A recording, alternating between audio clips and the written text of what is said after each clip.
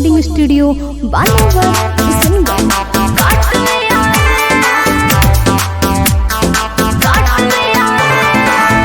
Mix by Roshan पुजारी।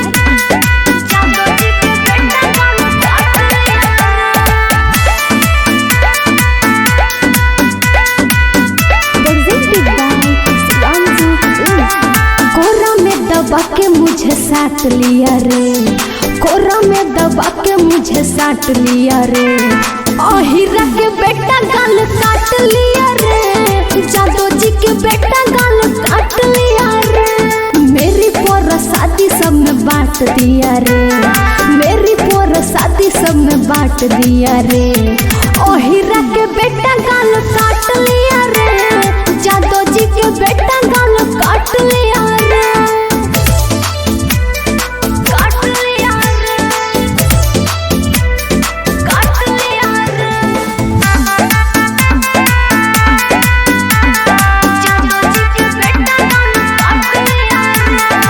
पता नहीं था मुझको इतना होता है और कमीना रे, किस लेके मिस दिया मुश्किल कर दिया जीना रे। पता नहीं था मुझको इतना होता है और कमीना रे, किस लेके मिस दिया मुश्किल कर दिया जीना रे।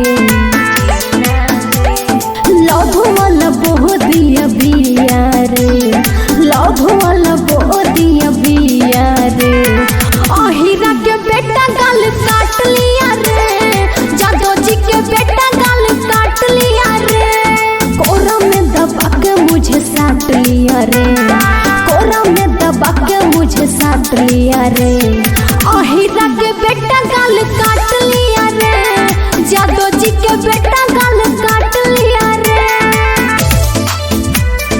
काट लिया रे,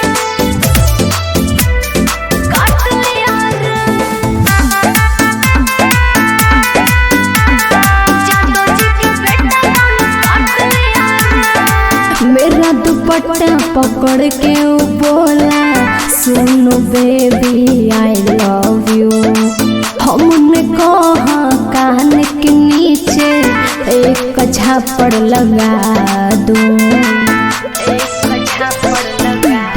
सुनो मेरा दुपट्टा पकड़ के बोला सुनो बेबी आई लव यू, हमने कहा कि कान के नीचे एक झापड़ लगा दूं।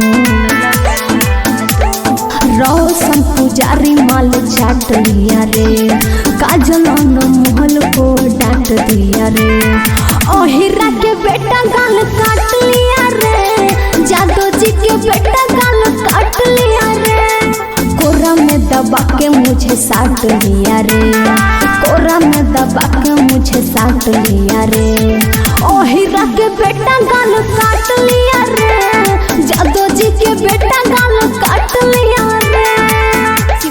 रिकॉर्डिंग स्टूडियो बानावर किशनगंज।